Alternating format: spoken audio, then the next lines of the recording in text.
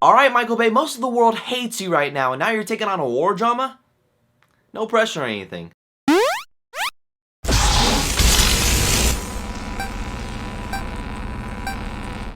Okay, so 13 Hours, The Secret Soldiers of Benghazi. So 13 Hours takes place in the aftermath of the revolution that occurs in Libya, where the dictator known as Muammar Gaddafi loses power after his people overthrow and kill him. People think it's all great and dandy now that this dictator is dead. No, it actually becomes one of the most dangerous places on planet Earth, where us, the Americans, try to come in and clean the place up. But in the week of September 11, 2012, a US embassy located in Benghazi was attacked after Libyans find out that it holds a US ambassador, so they go in and try to kill him. But it's up to these 6 specially trained men to hold off the enemy and protect American lives, as this movie uncovers the true story on what happened on the night of September 11th, 2012. Now, I'm all hyped for a war movie that's based on a true story, but I feel like these are the movies in which these particular stories need to be told. But then you slap Michael Bay's name on there and it instantly throws us back like, oh shit, he's gonna throw his Michael Bayism in there. I'm pretty sure it scared you guys too, but I'm here to report back that I actually enjoyed 13 Hours. It wasn't that bad of a film. I'll start off with the performances before I get into the real reason as to why I didn't mind this movie too much. In this movie, you got John Krasinski, Max Martini, Pablo Schreiber, and a lot of people I can't name on the top of my head right now, but all were really good and serviceable. They help establish that these men were brothers in arms, and they would die for each other if it came to that situation. It just made their performances feel real. I mean, yeah, we've seen that 100 times in war movies before, but it's such a realistic take on the relationship of soldiers, and no matter how many times you use that formula, it's always gonna work. But it also comes down to on how you execute that, and this movie does that really well. They give a background on each of the 6 men that was involved in this event, and they do it just enough to where you really care about them and you can get behind them. And overall, all these actors portrayed these real-life men the best they could, and I was really pleased with their performances. But the reason as to how I didn't mind 13 Hours as a film in general is, like I said before, there are particular films that's trying to tell its story. And no matter how good or bad some of the other things are in the movie, if it's able to bring an untold true story, or just any true story in the light, this movie will do it justice. Because really, the whole point was to show how much shit these 6 men went through in order to protect the US ambassador, the embassy, and other American lives. Since they would have wave after wave of dudes with guns coming at them, I think it's very courageous how these men wouldn't stop fighting until they're literally dead. And it sounds very America fuck yeah, but you can argue that it doesn't necessarily make a good film. I mean, I can't argue against that. I mean, you would have some good points. I just like when my movies have a story that's trying to bring across and shed some light on it, because there's no denying that this story needs to be told. In book form, of course, but on film, that's up to you guys. And why I say that is because when I look at this movie on how it was made, it still kind of has that Michael Bayism bullshit in there. Like, there would be out-of-place humor that doesn't land too well, or advertisements galore, something that's in all of the Transformers movies. Like the one long masturbation joke in the first Transformers movie. My god, Michael Bay, what were you thinking? But thankfully, it was toned down a bit to the point where Michael Bay knew when to stop and get on with the story and the action of the movie. The war scenes were enjoyable at best. It may not be the most expertly shot since there was shaky cam to be found everywhere, but it wasn't to the point where I had no idea what was going on. So it wasn't good, but it wasn't bad either. But one major flaw I had with it is that it may be a bit too long for some, because it ranged up to be a 2.5 hour war movie. They could have shortened it down just a bit, and I would have been more happy with what Michael Bay has brought us. But in the end, I was generally surprised by 13 Hours. It's got good performances by mostly everybody in there. It was a decent war movie, nothing groundbreaking whatsoever, but I'm just happy that Michael Bay actually brought us something good, because the whole point was to tell this particular story, and I was really intrigued on what happened on the night of September 11, 2012. Because I say, if you want to see 13 Hours, The Secret Soldiers of Benghazi, it's worth seeing at the matinee price at best. It's one of those movies where it's cool watching once, but maybe having no desire to see it again. But anyway, guys, I want to know what your thoughts are about 13 Hours, and what is your favorite Michael Bay film? Whatever it is, leave it down below. And as always, you can follow me on Twitter, Facebook, Instagram, and all that social media shit down below. Keep in contact with me. Don't forget to hit that subscribe button. And as always, may the Force be with you.